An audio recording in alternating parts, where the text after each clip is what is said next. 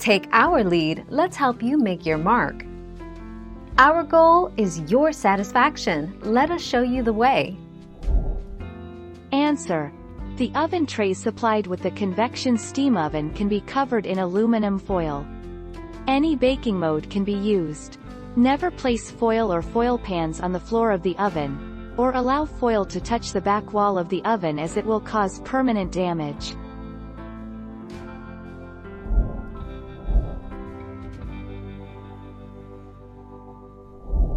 Let's help you make your mark.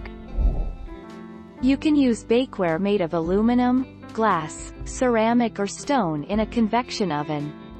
The thicker the material, the less effective convection cooking may be. In these scenarios, choose to use the bottom heating element if possible in order to heat your pan and assist in more even cooking.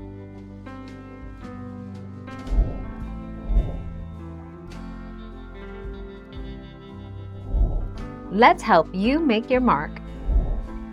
The plastic material should never be used in the toaster oven as the plastic will melt with the increasing temperature and time. It is found that some people don't use glass dish in toaster oven. The functioning and dishes which work in oven will also work in toaster oven.